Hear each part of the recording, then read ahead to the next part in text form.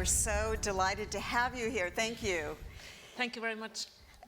You have had quite a roller coaster of a year. Your father passed away pretty suddenly, and you were tapped to, and of course he was a sort of larger than life figure who had built the bank into a financial institution that was nipping at the heels of Citibank and Wells Fargo, certainly in terms of assets, a big institution. You were tapped immediately as CEO, but it sounds like you were ready. Did you feel ready? I actually had felt ready for some time. Yes, I'm very fortunate to be where I am. I think Santander is an amazing institution, amazing people, and I enjoy what I do, because if we do things right, and that is what we're working very hard every day to do, we can have a huge impact on millions of people. So huge positive impact. A positive impact. So the headlines about you have gone from like father, like daughter, to this past year rethinking a father's legacy, and you shook things up. You came in the period, I believe it was about 2 months, replaced the CEO, top executives, brought in a number of people, including some of our friends like Shriti Videra and Sheila Bair, brought women onto the board. Was that difficult to run up against an entrenched culture of a bank like that? I did bring in a few men, okay. Not just women. But I'm very proud that Santander board today has 33% women. So I hope we can have more in the future. But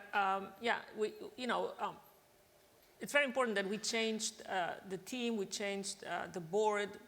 But especially in the case of the team, a lot of these people had been with the bank for quite a long time. So they knew the institution, they know the business, and it was just basically promoting talent that was inside the bank.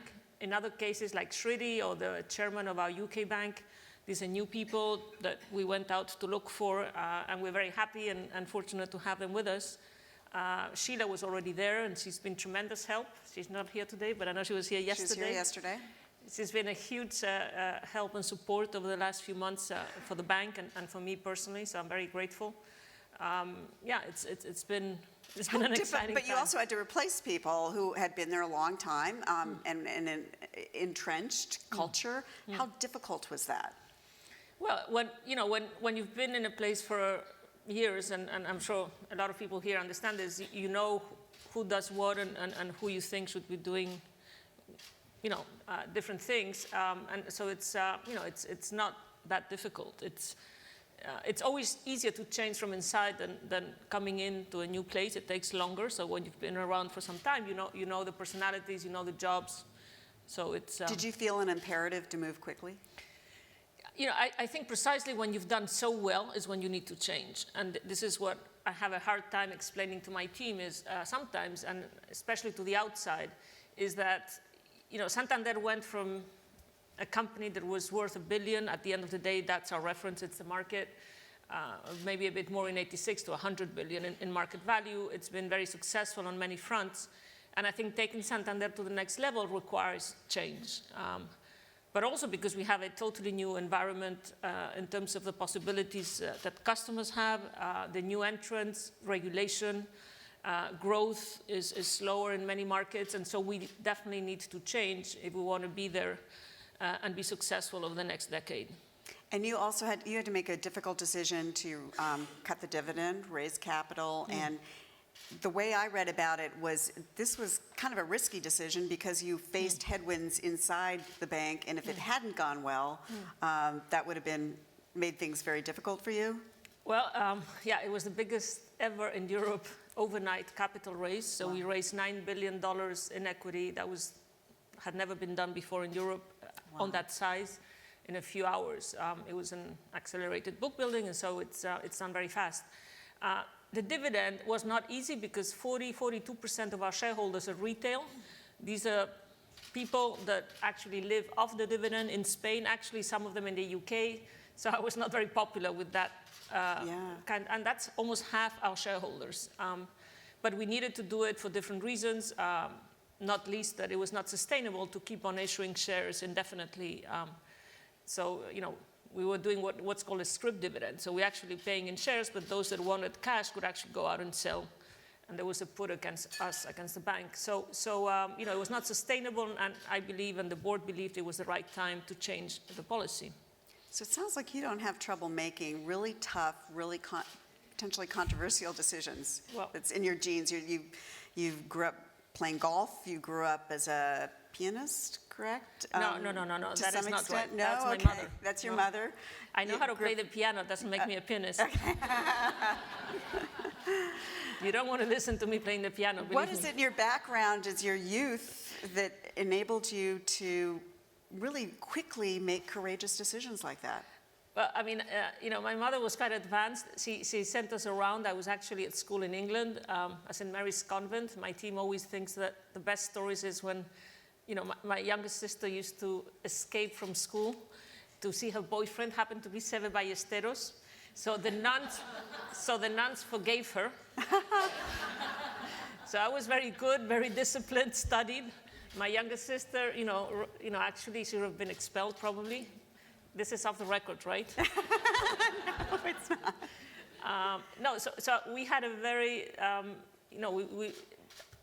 before the age of 29, I actually had lived longer abroad than in Spain. So I lived in England, in France, in Austria, in the US for almost 10 years.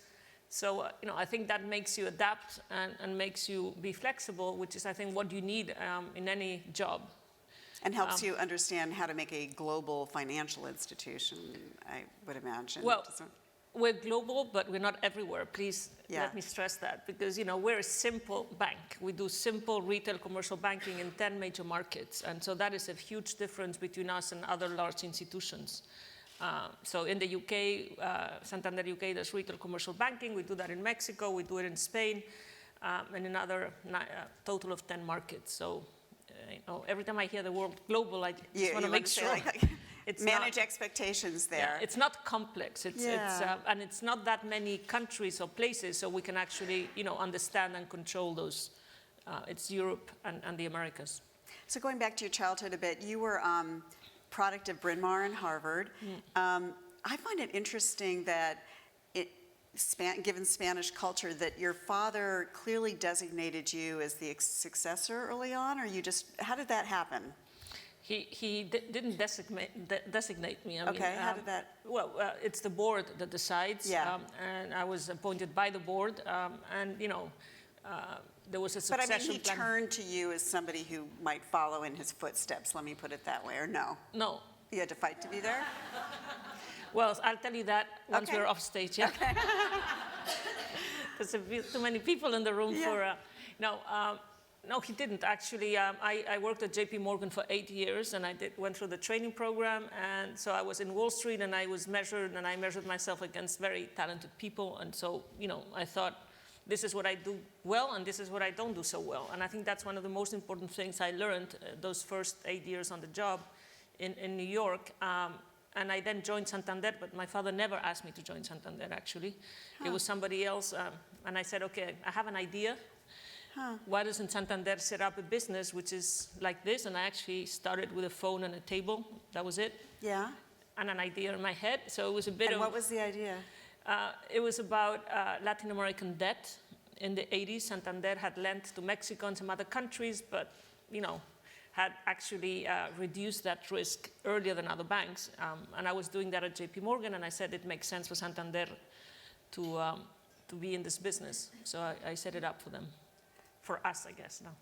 So you really, just like on your own, decided this is the path I'm going to take. It wasn't. Well, I've said this recently in the Wall Street Journal. Yeah. I actually wanted to be a journalist, so if you want to swap and chairs. a spy too. I think you wanted to be. Did you want to be a spy? Was that one of the? I thought about it, yes, briefly.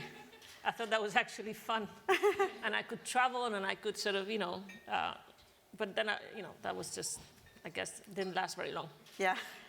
No, I actually never thought about I'm going to be in a bank because my father, and this was never my thinking, and I didn't really plan in any way. And what motivates me today is very different than what motivated me when I left university. I wanted to be in a place where I could learn about different things, and I thought a bank would allow me to learn about different, parts of the economy. And over time, that evolves. And I think setting up my own business also for a couple of years also was very important in my It seems like one of the stages in your life that led to setting up your own business was you were pushed out of the bank at one point after you were profiled, major profile in a Spanish magazine, citing you as one of the most powerful women around, and it backfired, and you ended up kind of getting pushed out and having to find your own way back? Well, one advice I'd give, and I don't like to give advice because I think we're all different, but I think sometimes, women, and definitely in my case, I just concentrated on doing my job and doing it the best I could. And I think internal politics, communication, media, what people think about you, you shouldn't be obsessed about it, but you need to understand, what it is that is perceived by others inside and outside the organization. And without answering your question directly, I didn't do that for quite a long time, and I think that's something which is not it's something which is very important and something, sometimes we don't think about as much. You have to be conscious of your public image and how that plays out, Internal, is that what you're saying? Yeah, and inside big companies also, and external, and this is, Because I think there's been examples in the United States where it's been a similar situation where women get high profile and sometimes there's blowback. I was having dinner with Shriti Videra the other night, who said that you kind of toy with maybe writing a book someday, and you have a couple themes in mind. I think she must be thinking about a different Anna. A different Anna. Maybe in 10 years, but not now. What are some themes that you're thinking? No. I like to write, but for the moment I just write sometimes my speeches when I have time. Mostly it's my team that helps me with that, but But you have an interest in balance in life? Is that something that you'd like to kind of explore more, or talk or write about more? Well, one of my sons, graduated from Georgetown, and so he somehow managed to convince his professor that I should be giving the speech in his graduation, and I spoke about the three things that are important for me, which were balance, flexibility, and opportunity. Okay. I'm not going to give the speech now. So. Okay, well, quick points on balance and flexibility. Well, I think balance is, for me, there are three things that are important. One is, of course, your job and your professional side, your personal and family, and then your friends and, and community and society. And so sometimes you spend more time on one than the other. It's very difficult. And I think one of the things sometimes we don't understand is we do have to choose. And at different times in your life, you're going to have more or less of one of the other. And I find having, at least two of the three more or less there is quite important, and not just relying on just focusing on your professional life or only, I guess sometimes you only have to or can focus on your family, but having that, trying to achieve that balance is quite important, yes. So we have time for a couple questions. Way in the back. And please identify you, and if the questions are quick, we can get another one in. Hello, I'm Karen Appleton with Box. I'm from Silicon Valley Technology Company, and I'm just wondering, when you think about innovation and transformation in your business, specifically regarding technology, what are you doing that's going to change your business focused on the technology tools that you use? Yeah. Well, I'm totally obsessed with that. So, I think about that. It's one of the things that actually keeps me up at night, more than the day-to-day of running the bank, because I do think we need to find the balance, going back to balance, between running the BAU and actually transforming the bank. What I do is I go to meetings, I like to meet people that have done, interesting things. Like I was at a place this weekend where, some of the founders of some of the biggest tech companies were attending. I just try to understand what they're doing, how they're thinking about the future, what the trends are, and there's clearly going to be already businesses that banks do that are being done by others. What is the rate of adoption by customers? At the end of the day, my biggest challenge, and I think any large company, is talent and people. I want the best people. not just on the banking side, but on innovation technology. It's very hard for the best engineers to come and work for Santander today for many reasons. But I will find a way of attracting them. If you have any ideas, please tell me. And for me, how is it that I'm thinking about attracting that talent is about impact. So, of course, a lot of people are just going to be motivated by money and making hundreds of millions, and that's fine. But I think there are other people that are motivated by having an impact on millions of people. We have 100 million customers in markets with 1 billion people, where we can really help to transform people's lives and do great things. And I think that is the way I'm going to try to motivate some of these very smart engineers and people, hopefully like you, to join us. So we have because we need critical mass. We need people, not just one or two. We need a lot of them. We have a panel coming up on fintech, which is really having an explosive presence, shall we say, in London. Yeah. And you've made a big bet on it. Yeah. Why? Well, so innovation has to be very close to the customers, and our customers in these 10 markets, and UK is one of I'd say, it's actually the biggest for us, because it's Brazil and UK are the 2 biggest banks. But UK is very advanced in terms of infrastructure, so faster payments, you have paying from mobile to mobile. So actually the infrastructure in the UK, and for me, mobile continues to be one of the biggest trends for the future, is mobile. Even though it's there, it's huge, I think mobile and so actually the UK is ahead of the US in terms of the mobile infrastructure. And so having the customers, having the bank, it's actually, we're considered to be quite good now in customer service. And by the way, quite good is an English way of saying it, so it's British. But I won't say more because then I'm accused of being sort of... So the combination of things that Santander UK has and the UK and the British financial markets infrastructure, I think, make it an amazing place for innovation. When you put that with universities and talent in this country, I think those 3 things is what have made us, make a bet on the UK and our bank in the UK as the leader for the group. But before you sort of throw me out of the stage, but I want to say thanks to Alan Murray, who's over there, and say that, I meant to say this at the beginning, but I met Alan many years ago with one of my other passions, which is SMEs, on a fund in Washington. I was just thinking about that. And so thanks for inviting me, and thank you. Well done. Yeah. Well, thank you for being here. And any parting words of advice to this audience? I just think the network of people that you meet and always being able to surround yourself with the right talent, it's always been for me the most important thing. And every time I get to a new job, I start thinking about, what is the right combination of team we need, and how do I attract, retain, and have the talent. And going back to the transformation and digital, it's key, but it's always been the most important thing, the people. Well, thank you so much for joining us and sharing your insights. It's been terrific. Thank you. Thank you.